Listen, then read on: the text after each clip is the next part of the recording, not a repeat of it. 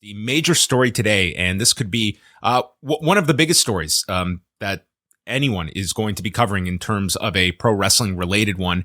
And that comes from the Wall Street Journal, who tonight, or this afternoon, I should say, dropped this bombshell report from reporters Joe Palazzolo and Ted Mann. And I'm going to be referring to their article. It is behind a paywall at the Wall Street Journal. I would definitely encourage people to check out the full article in full. There's some terrific reporting that went into this. And from the article, the board of World Wrestling Entertainment, Inc. is investigating a secret $3 million settlement that longtime chief executive Vince McMahon agreed to pay to a departing employee with whom he allegedly had an affair, according to documents and people familiar with the board inquiry. The separation agreement is said to have been came about in January of 2022, involving a now former employee who was hired in 2019 as a paralegal and then allegedly entered into a relationship with Vince McMahon. The board's investigation, which began in April, has unearthed other, older, non-disclosure agreements, including claims by former female WWE employees of misconduct by Mr. McMahon and one of his top executives, John Laurinaitis, the head of talent relations. The board's outside counsel was still collecting information about the other NDAs and did not have the number that were out there, but that the payments totaled in the millions, the people that they spoke to. The board's 8 independent directors have retained a law firm to conduct the investigation, which we'll get to as well. WWE has issued a statement internally that acknowledging that this investigation is taking place. The board's preliminary findings are that Mr. McMahon used personal funds to pay the former female employees who signed the agreements, including the one involving allegations against Mr. Laurinaitis, this person said.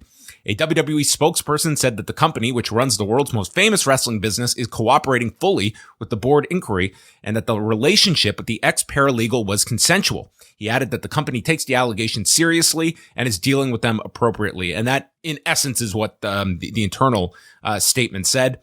Jerry McDevitt sent a letter to the Wall Street Journal and stated that the former paralegal has not made any claims of harassment against Mr. McMahon and that, quote, WWE did not pay any monies to the ex-employee on her departure. Other facts that they threw in here, noting that the 12-member board of directors includes several executives and members of the McMahon family, including Vince McMahon, who is chairman, his daughter Stephanie McMahon, who in this whole thing, she is a part of the board of directors, her husband, Paul Levesque, better known as the wrestler Triple H, WWE president Nick Khan, and I have the full list in our story up on the site of all 12 board members. And I mean, this first came about back in March 30th when an email was sent to board members alleging that Vince McMahon initially hired this woman at a salary of $100,000, but increased it to $200,000 after beginning a sexual relationship with her. The email to the board also alleged that Mr. McMahon, quote, gave her like a toy, end quote, to Mr. Laurinaitis. The board is investigating the allegations in the email, and there's more here from Jerry McDevitt here, just about that's more so just the history of him as well. So there's more to this. Overall way, I mean, number one is that this is certainly, it's a big story already. It could be even that much larger, depending on what is found here. I think we also need to lean on expertise in this field as well of what this would mean for the board of directors that are that they have hired a firm to investigate this and what this could mean. Jerry McDevitt did outline that WWE did not pay any monies here, indicating that, you know, this was Vince McMahon that paid this. But nonetheless, this is something, especially when you're talking about a potential pattern of other non-disclosure agreements that are out there about potential claims that have been made. This certainly could be a powder keg that we are only seeing brimming and coming to a larger conclusion down the road when there are more discoveries made. This is a major story, potentially, you know, the biggest of the year. I I mean, it's one that I think encompasses a whole lot. I mean, primarily is the fact that it's the head of the major the foremost company in professional wrestling. Not just that, but just a major media company in the world right now. One that I mean is very close to negotiations, and with a lot of strife already. I think with Stephanie and with Triple H. Now it's seeming like the head McMahon is under maybe the biggest scrutiny of all. Nobody involved in any sort of business in the world likes to be maybe attached to any sort of like sexual allegation. And not that this is that. I mean, from what they say, the relationships were consensual. Nonetheless, it sounds like it was with an employee, which is a big no-no. Allegations that these raises came after the sexual relationship that Vince had. It's a really bad look, and not to mention, of course, whether we don't know what sort of like relationship or I don't know. The paralegal that is listed here, it's a consensual relationship, but then, as they said, they have unearthed other non-disclosure agreements involving claims by former female employees of misconduct by Mr. McMahon and one of his top executives, John Laurinaitis. So that is deeply concerning. And I mean, step away from just the infractions here that are alleged, we should underline. But at the same time, yes, this is coming at, number one, this is without question, like your most powerful shareholder. This is the most powerful person in the company by leaps and bounds from number two. It is at a point when you are entering in what will be the biggest media rights negotiations, the biggest business deal in the history of the company coming up with these domestic deals. This is when you have countless scripted and non-scripted projects built around Vince McMahon, who I was just looking at this the other day of like how many projects are built around Vince McMahon that are such a centerpiece, from the memoir that was reportedly being shopped around to the series about the steroid trial to the Netflix documentary series. Like Vince McMahon, in this whole let's monetize our IP was their most valuable IP. And that's kind of like a one element to look at it from this perspective. But what this could grow into, this comes right after that Business Insider report that there was an insider from the company that was speaking anonymously to Business Insider. Certainly there is going to be questions about how this made its way to the press as well. Like you can certainly assume like there is some kind of fight for power going on behind the scenes here of what we are seeing on the outside. Yeah, and did it have any influence on Stephanie McMahon's recent departure from the company, as she is also a member of the board who would have been aware of this sort of investigation? The board's investigation began in April, so that is when your board members would have been aware. With the email coming in March 30th is when it is listed here, so that's like the timeline.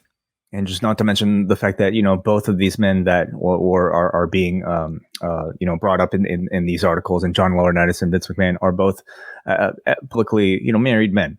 And again, we don't know what sorts of agreements that people might have in private, of course, but nonetheless, it's when we're talking about much of these stories, and when we're talking about stocks and things like that, I mean, much of it is PR related, and this is about as big of a PR nightmare as I think this company could have.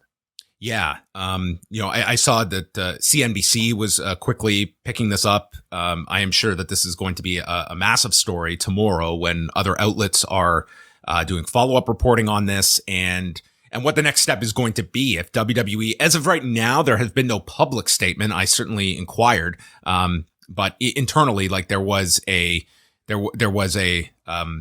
just a notice pretty much of the investigation, and that was reflected here in what they told the Wall Street Journal. But this is as prominent and public a figure as WWE is attached to, and one that I don't know if just ignoring this is going to be possible for them.